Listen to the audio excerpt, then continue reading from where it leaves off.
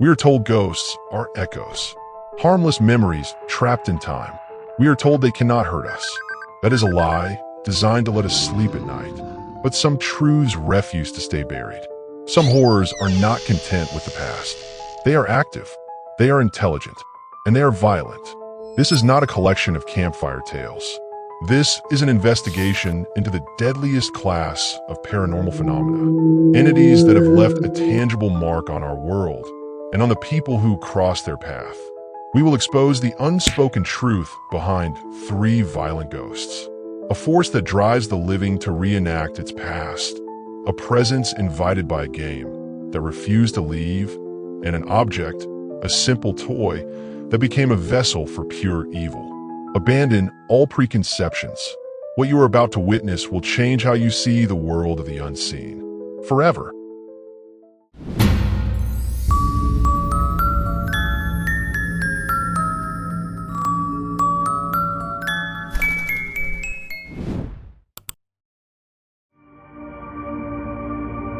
Our journey into darkness begins in a place that embodies American innocence, Villisca, Iowa.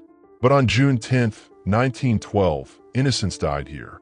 8 people, Josiah Moore, his wife Sarah, their 4 children, and 2 young girls visiting for the night, were bludgeoned to death in their sleep with an axe. The murderer was never caught. The case went cold, leaving a wound on the town that never healed. But the horror did not end with the funeral. The Villisca Axe Murder House became a crucible of paranormal activity, a place where the past doesn't just replay, it interacts. Visitors and investigators report the sounds of children running and laughing in the attic, of faint, pleading whispers in the dead of night. They capture shadow figures in the hallways. But the most common and most chilling report is of a man, a dark figure, often seen holding a long, axe-like object prowling the rooms. This is the core mystery. Is this the residual energy of a horrific event, or is it something more?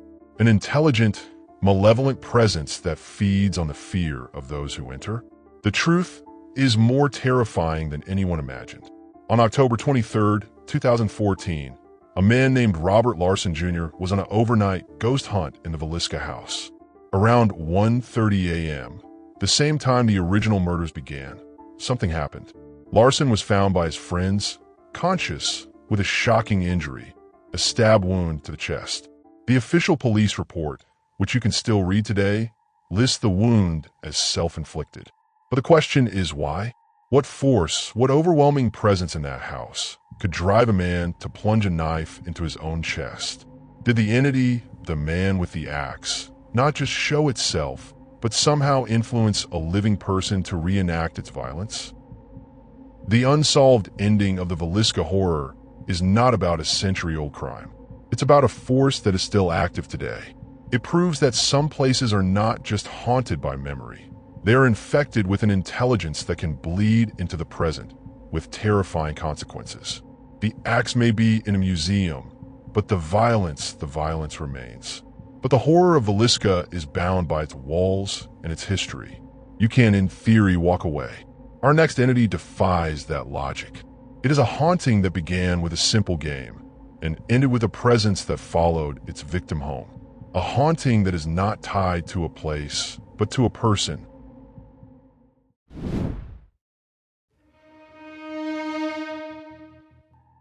This story, documented by the BBC's acclaimed Uncanny podcast, begins like so many others. A group of university students, a night of boredom, and a decision to dabble in the occult. They created a makeshift Ouija board. It was all fun and games until it wasn't. They made contact with a presence that called itself Harry. At first, the messages were benign, but then they became personal, specific, and threatening. The session ended abruptly, with the friends feeling unsettled.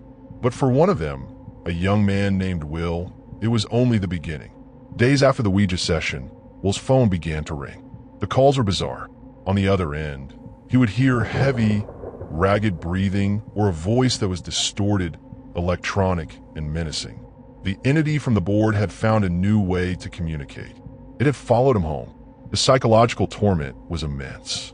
But the true horror was yet to materialize. One night, Will was in his bedroom. The door was closed. He looked up and saw a man standing there, a figure he had never seen before, a solid, tangible apparition of a man with a distinct, neatly trimmed mustache staring back at him. This was no shadow. This was an intelligent, recognizable entity that had now fully invaded Will's life. It had graduated from a board game to phone calls and now to in-home visitations. The exposure here is chillingly clear. The Ouija board was not a game.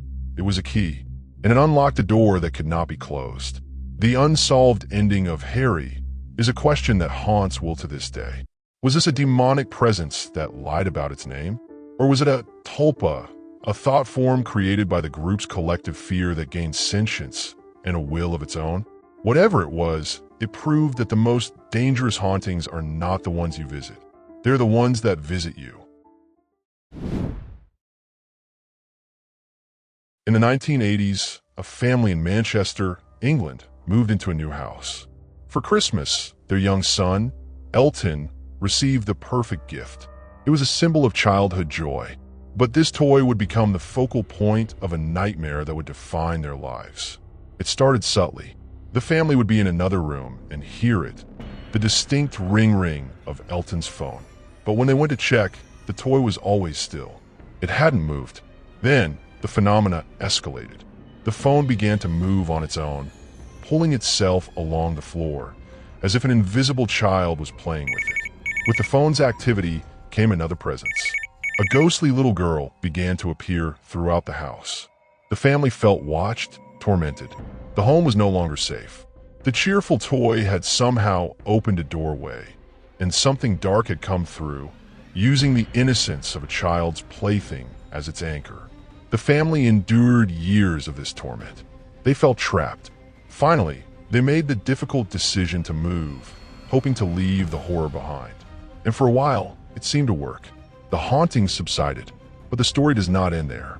In a stunning revelation on Uncanny, Elton's adult sister, Amanda, confessed something that will send a shiver down your spine. She still has it, the phone. She keeps it locked away.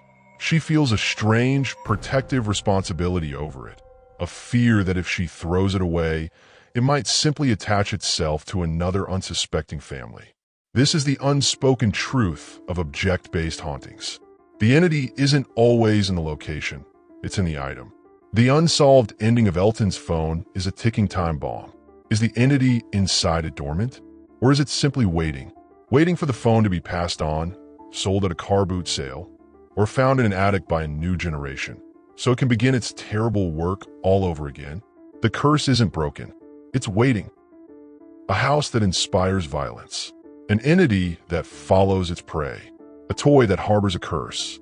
These are not mere ghost stories. These are documented cases that reveal a terrifying pattern. The paranormal is not always passive. It can be intelligent, aggressive, and deeply attached to our world. The unspoken truth is that these violent ghosts represent a different class of phenomenon. They are predators. And the greatest mystery is not what they are, but how many more are out there, waiting in the shadows of our world. The investigation is never over. If you have faced something you cannot explain, you're not alone. Share your truth. Subscribe for more investigations into the unknown. And tonight, take a second look at that old toy in the corner, or that strange noise on the phone, because sometimes the danger is closer than you think. Thanks for watching the video. Don't forget to subscribe AI Storytelling YKS for more videos.